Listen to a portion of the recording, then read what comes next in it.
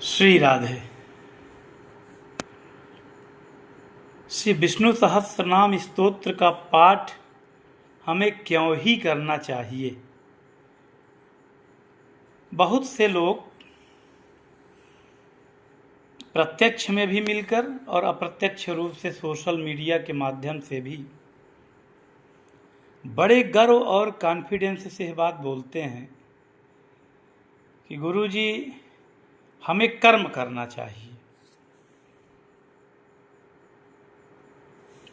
जैसे उनसे बताया जाता है कि आप विष्णु सहस्त्रनाम स्तोत्र का पाठ करिए, एक पाठ करिए, दो पाठ करिए, या गुरु जी द्वारा दीक्षा में दिया गया मंत्राज पढ़िए, शरणागति मंत्र जपिए। ये सब ऐसे स्तोत्र और मंत्र हैं कि आपकी भाग्य बदलने की क्षमता रखते हैं। तो बड़े बेबाकी और आत्मविश्वास के साथ कहते हैं कि अरे ये सब कुछ नहीं, हमें कर्म करना चाहिए। हम कर्म नहीं करेंगे तो भगवान हमारे मुंह में निवाला थोड़ी डाल देंगे। ऐसे प्रश्न आपको भी सुनने को मिलते होंगे और हमें तो बहुत सुनने को मिलते हैं। गीता में भगवान ने कहा है कर्म कीजिए, फल की इच्छा मत कीजिए। कर्म करते रहिए, भगवान का नाम जपते रहिए। आदि आदि उदाहरण भी लोग बड़ी सहजता और सरलता से दे देते, और फिर भगवान का पाठ न करके इत्र उत्र थोड़ी बहुत पूजन अर्चन करके और अपने कार्य में दिन रात लगे रहते हैं।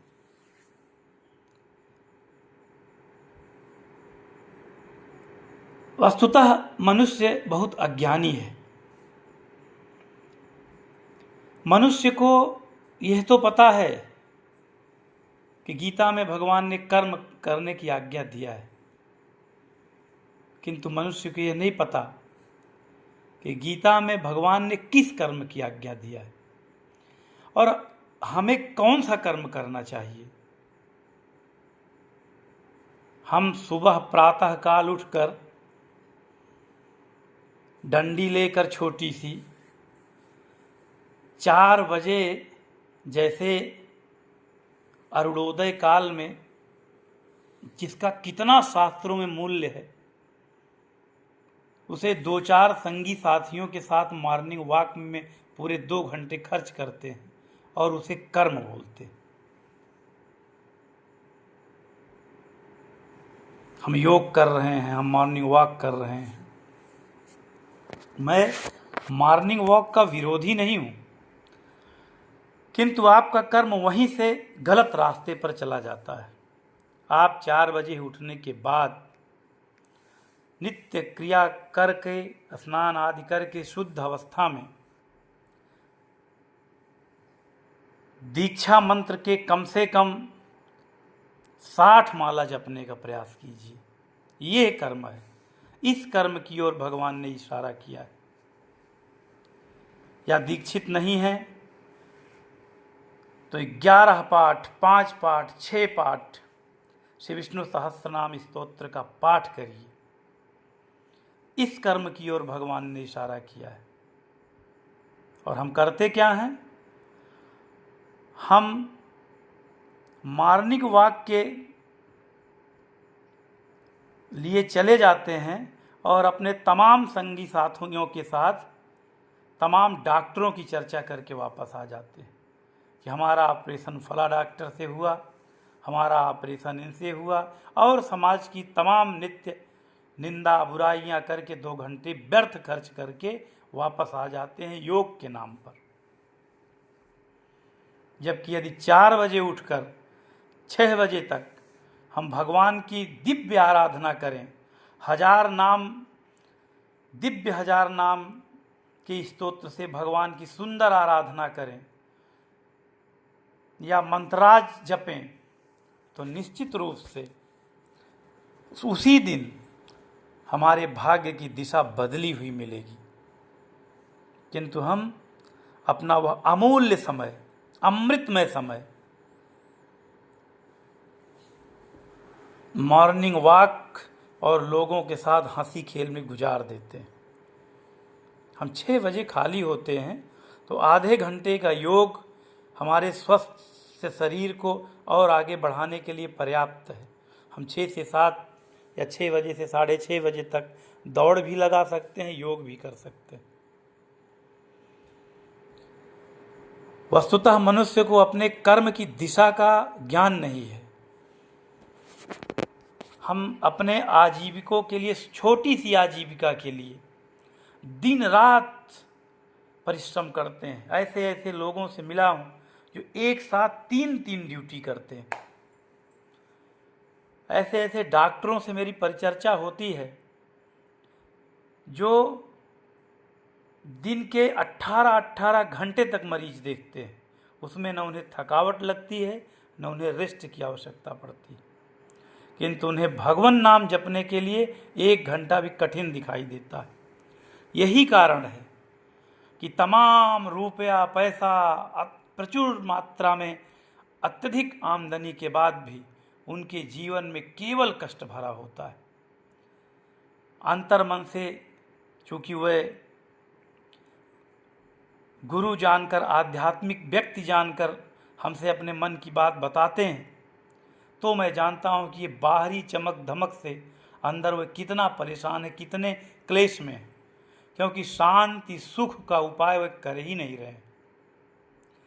क्या आपको सोते समय कभी इस बात का अफसोस होता है, पश्चाताप होता है कि आज हमने 10,000 भगवान के नाम नहीं जपे या 2,000 भगवान के नाम नहीं जपे? पूरा दिन मेरा बिना भगवान के नाम जपे गुजर गया इस सस्ती सी आजीविका के लिए। जो लोग कहते हैं कि विष्णु सहस्त्र नाम पढ़ने से मेरे मुंह में कोई निवाला डाल जाएगा या हमको रोजगार दे देगा, मैं दावे से उन लोगों से कहना चाहता हूँ कि दिन रात मिलाकर 24 घंटे होते हैं। भगवान श्री विष्णु सहस्त्र नाम जैसे दिव्य स्तोत्र से भगवान की स्तुति 4 घंटे 2 घंटे भी करिए तो शेष 18 घंटे 20 घंटे जो आपके बचते हैं वो इतने सुखमय बीतेंगे, ऐसे भगवान प्रबंध कर देंगे कि आपको लगेगा ही नहीं कि हम आजीविका के लिए कोई परिश्रम कर रहे हैं। वस्तुतः हमारा मन डगमगा जाता है।